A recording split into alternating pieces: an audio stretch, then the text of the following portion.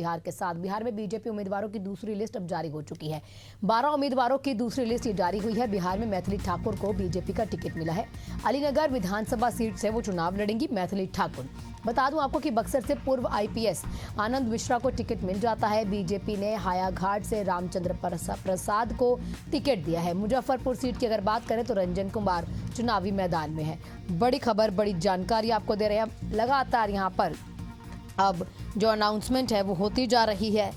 जो पहली लिस्ट है वो भी आ चुकी है और कई ऐसे उम्मीदवार हैं, क्योंकि अभी अब पीछे भी देखने को मिला था कि कई मंत्रियों को भी यहाँ टिकट दी गई थी बीजेपी के द्वारा। अब जेडीयू की भी अगर लिस्ट आती है तो जेडीयू भी यहाँ लगातार अपने नाम जो है बाहर करते जा रही है। भारतीय जनता पार्टी की भी अब लिस्ट जारी हो रही है। दूसरी लिस्ट भारतीय जनता पार्टी की ये जारी हुई है। बड़ी खबर, बड़ी जानकारी।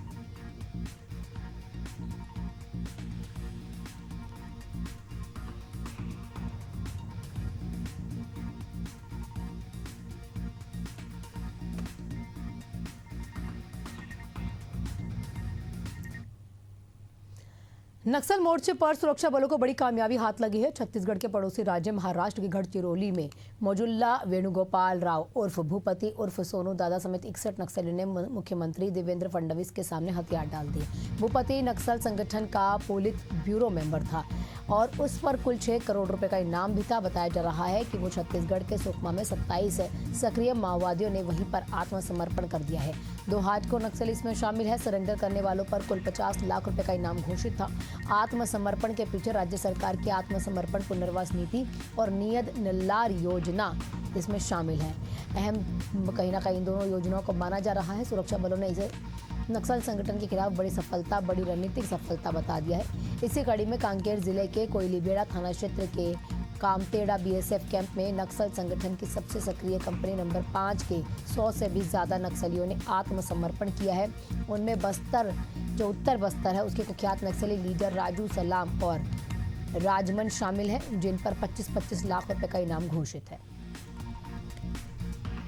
बैकफुट पर नक्सली लगातार आते जा रहे हैं। यहाँ पर 10 महिलाओं के साथ 17 जो पुरुष है, उन्होंने यहाँ जो मुख्य धारा में कहीं ना कहीं थे, लगातार सरेंडर कर रहे हैं। सरकार की योजनाओं से प्रभावित होकर ये सरेंडर कर रहे हैं।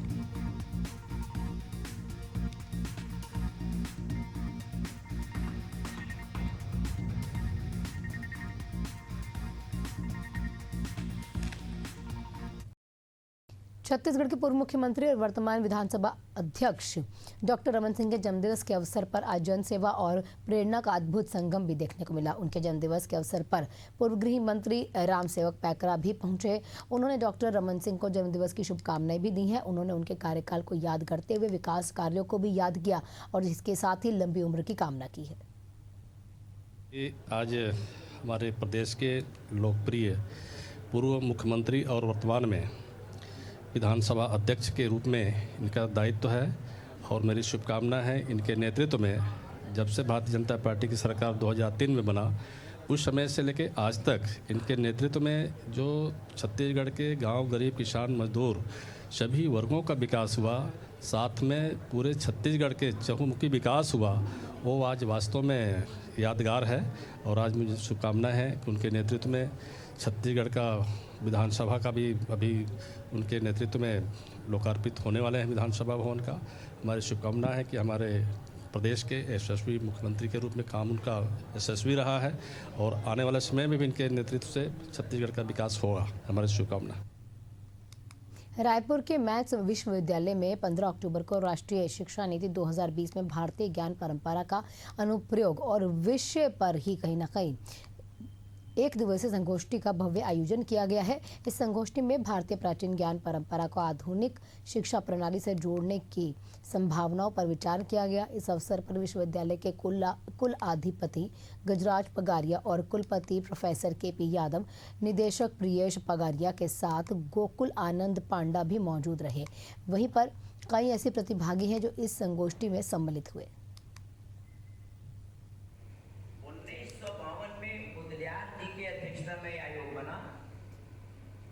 एक नई शिक्षा नीति लागू करने के लिए आयोग बना। उत्तराखंड में सीमांत जनपदों के वैज्ञानिक सशक्तिकरण के उद्देश्य से पीएम श्री जवाहर नवोदय विद्यालय बणसू में चतुर्थ सीमांत पर्वतीय जनपद बाल विज्ञान महोत्सव का भव्य आयोजन हुआ है। मुख्यमंत्री पुष्कर सिंह धामी ने दीप प्रज्वलित कर कार्यक्रम का शुभारंभ किया और विभिन्न जनपदों से आए बाल वैज्ञानिकों से जलवायु परिवर्तन, आपदा प्रबंधन, विज्ञान जैसे कई ऐसे विषय रहे जिन पर संवाद भी किया। इसी दौरान मुख्यमंत्री ने यूकोस्ट की रुद्रप्रयाग डैशबोर्ड पुस्तक का विमोचन किया। कार्यक्रम में मुख्यमंत्री ने जवाहर नवोदय विद्यालय के विकास के लिए 50 लाख रुपए की घोषणा कर दी है। रुद्रप्रयाग में आपदा प्रबंधन केंद्र स्थापित करने के निर्देश दिए गए हैं। सर, ये सीमांत पर्वतीय बाल विज्ञान महोत्सव है और हम यहाँ पर विज्ञान क्विज में आए हैं। यहाँ सबसे पहले हमारा ब्लॉक में हुआ था, हम डुंडा ब्लॉक से हैं। वहाँ पर हमने प्रथम स्थान प्राप्त किया।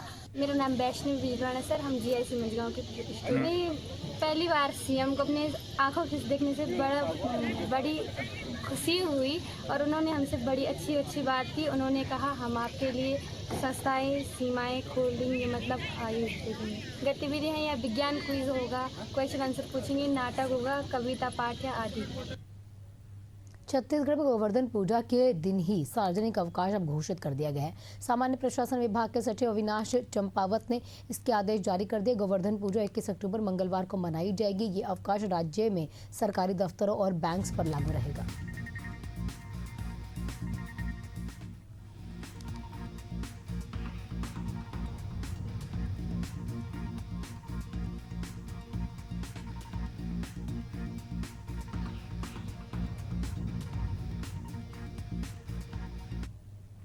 पूर्व सीएम भूपेश बघेल की विधायकी खतरे में अब आने की नौबत आ चुकी है। हाईकोर्ट ने भूपेश बघेल के खिलाफ दायर याचिका, जो चुनाव याचिका थी, इस पर बहस पूरी होने के बाद मंगलवार को फैसला सुरक्षित रख लिया है। दुर्ग सांसद विजय बघेल की ओर से पूर्व सीएम बघेल के खिलाफ दायर चुनाव याचिका मामले पर अब कभी भी फैसला आ सकता है। दरअसल आपको बता दें कि पूर्व सीएम भूपेश बघेल के खिलाफ हाईकोर्ट में दायर की गई याचिका में कहा गया था कि उन्होंने आचार संहिता का खुला उल्लंघन किया है और उनका निर्वाचन शून्य किया जाए। हालांकि इसके बाद भूपेश बघेल की ओर से 16 बिंदुओं में जवाब भी दिया गया। जवाब में कहा गया याचिका चलने योग्य नहीं है। हालांकि वहां पर हाईकोर्ट में बहस पूरी हो चुकी है। अब फैसला कभी भी आ सकता है। अब सवाल है कि क्या भूपेश बघेल की विधायकी खतरे में है, भूपेश बघेल के खिलाफ फैसला आएगा। अगर ऐसा होता है तो बघेल के लिए बड़ा सेटबैक होगा।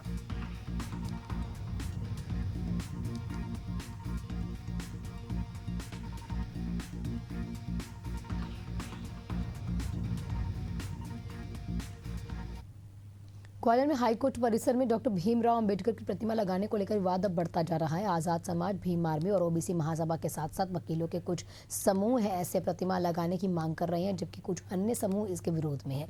इसे लेकर शहर में वाद विवाद और बयानबाजी का दौर लगातार जारी है। प्रशासन ने सुरक्षा के मद्देनजर चप्पे चप्पे पर पुलिस की तैनाती कर दी है और सोशल मीडिया पर लगातार निगरानी बनाई हुई है। स्कूल और आंगनबाड़ियों की छुट्टी भी घोषित कर दी गई है। पुलिस ने सोशल मीडिया पर आपत्तिजनक भाषा और डॉक्टर भीमराव अंबेडकर के खिलाफ वीडियो जारी करने पर 55 यूजर्स को नोटिस भेजकर 500 पोस्ट हटवाए हैं। ग्वालियर जिले में धारा 163 लागू कर दी गई है। इसी के तहत बिना अनुमति कोई भी धरना प्रदर्शन, जुलूस या फिर यहां पर चल समारोह नहीं निकाल सकता है। कलेक्टर और एसपी ने व्यापारियों के साथ साथ नागरिकों के साथ एक बैठक करके शांति बनाए रखने की अपील भी की है। प्रशासन ने यह स्पष्ट भी किया कि किसी भी स्थिति में सुरक्षा में ढिलाई नहीं बरती जाएगी।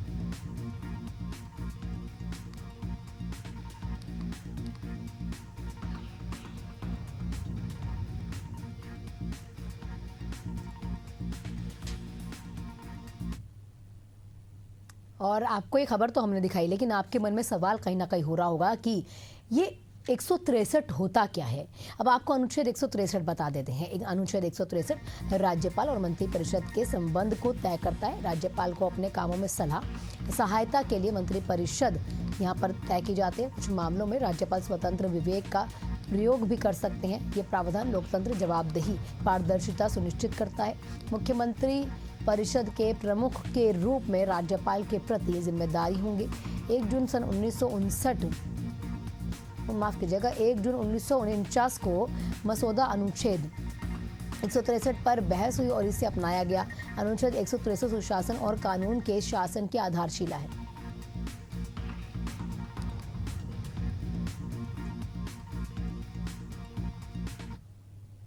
उज्जैन में भारतीय महिला क्रिकेट टीम ने महाकालेश्वर मंदिर में भस्म आरती और इसमें भस्म आरती में कहीं ना कहीं भाग लेकर भगवान महाकाल का आशीर्वाद दिया है। कैप्टन हरमनप्रीत कौर के नेतृत्व में स्मृति मंधाना, शेफाली वर्मा, जेमिमा और उसी के साथ अन्य खिलाड़ी मंदिर में मौजूद रहे। टीम ने आईसीसी महिला वर्ल्ड कप में विजय प्राप्ति की प्रार्थना भी की है। मंदिर प्रबंधन ने सभी खिलाड़ियों का सम्मान भी किया और उपहार भेंट किया।